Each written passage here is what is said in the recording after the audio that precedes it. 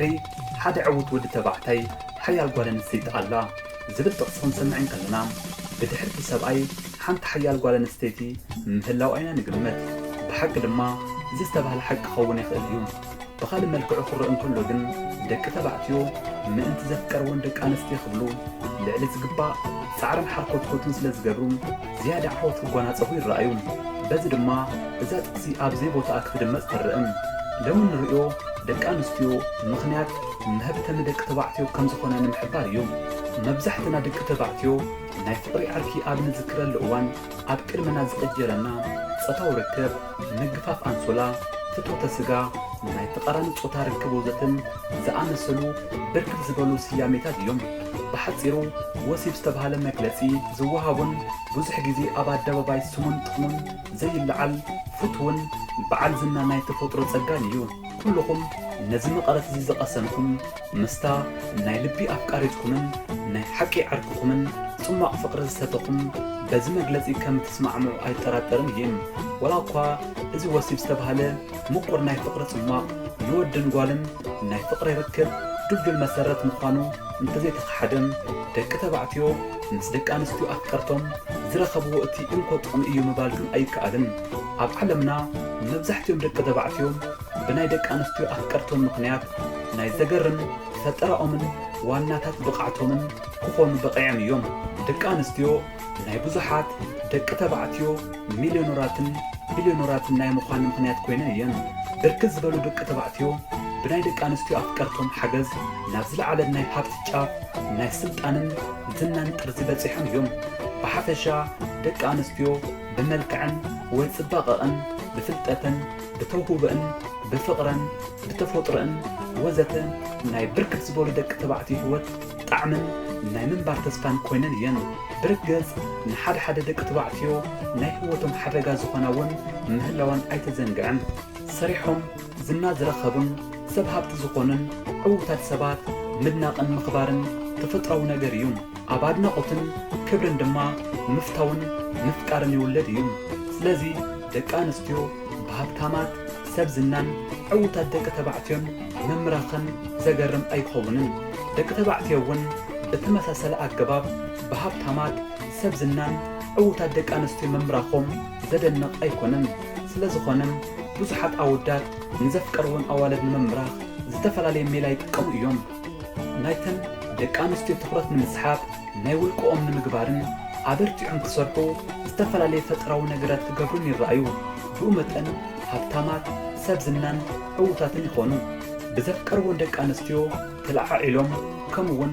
ንዘፍቀርዎን ደቂ ኣንስትዮ ንምምራኽ ዓበይቲ ዝናታት ዝተጎናፀፉ ዝፈጠሩን ዝሰርሑን ብኡ መጠን ዝኸበሩን ዝና ዝረኸቡን ኣዝዮም ብዙሓት እዮም ክቡራት ተኸታተልትና ብምኽንያት ምፍቃር ደቂ ኣንስትዮ ዝተሰርሑ ዓበይቲ ስራሓት ንዝተወሰኑ ክንርኢ ኢና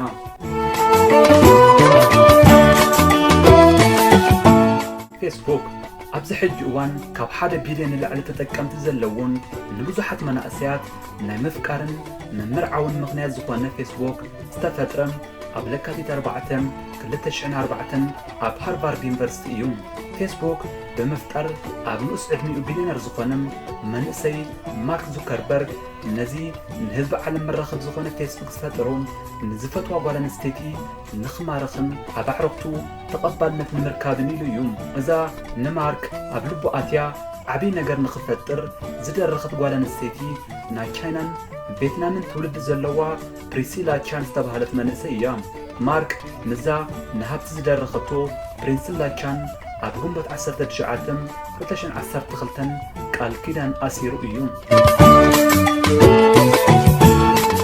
ሞናሊዛ ንብዙሓት ስነ ጥበበኛታት ናይ ፈጠረኦም መበገሲ ብዘይ ጥርጥር ደቂ ኣንስትዮ እየን ብፍላይ ደቂ ተባዕትዮ ናይ ስነ ጥበቦም ዕብየት ወይ ድማ ኪኖቲ ጥበቦም ደቂ ኣንስትዮ ኣለዎም ኣዝያ ህብብትን ብዙሕ ዝተዘረበላ ናይ ዓለምና ህብብቲ ቅብኣ ሞናሊዛ ንምቕባእ ስነ ጥበበኛ ሊናርዶ ዳቪንቺ 3 ዓመታት ወሲዱሉ እዩ ኪኖዛ ጽብቕቲ ቅብኣ ዘላ ጓል ኣንስተይቲ ሊሳ ግራርዲኒ እያ እዛ ሰብ እዚኣ ኣብቲ እዋን እቲ በዓልቲ ሓዳር ትኾን እምበር ዳቪንቺ ብፍቕራ ይሳቐ ምንባሩ ይንገር ሙዚቃ መብዛሕትኦም ደቂ ተባዕትዮ ዘዚምዎም ዜማታት ንጽባቐ ደቂ ኣንስትዮ ዝውድስ እዩ። ደቂ ተባዕትዮ ካብ ዘዚምዎም ዜማታት ደቂ ኣንስትዮ ደረኽቲ ሓይሊ ካብ ዝኾና ብዙሕ እዋን ኣሕሊፉ እዩ። ቤትሆቨን ካብ ዝተጓነጸፈን ሓየሉ ስራሓት ሓንቲ ዝኾነት ሙንላይት ሶናታ ዝተባህለት ውፅኢት ሙዚቃ እያ። ቤትሆቨን ጉሊታ ቡቻርድ ምስ ዝተባህለት መልክዐኛ ጓል ፍቕሪ ሒዝዎ ነበረ። ፍቕሪ እዛ ጓል ተዘይሕዞ ነዚ ኣገራሚ ሙዚቃ ኣይንፈጠረን እዩ ይበሃል። ዘ ቢትልስ ዝተባህሉ እንግሊዛውያን ናይ ሙዚቃ ባንድ ክሳብ ሎሚ ናይ ዓለምና ቁፅሪ ሓደ ባንድ እናተባህሉ ዝፅውዑ ዘለዉ ባንድ እዮም። እዞም ባንድ እዚኦም ኣብ ፍቕሪ ዘትኮሩ ብርክት ዝበሉ ስራሓት ሙዚቃ ኣበርኪቶም እዮም። ናይታ ባንድ መራሒ ዝነበረ ድምፃዊ ጆን ሌነን ዝተፃወታ ወሜን ዝተሰየመት ታሪኻዊ ደርፊ መበገስ ዝኾነት በዓልቲ ቤቱ ዮኮ ኦኖ እያ። ኣብ ናይ ሙዚቃ ዓለም ዓብይ ሽያጥ ረኺባ ዝበሃለላ ካንድል ኢን ዘ ዊንድ እያ።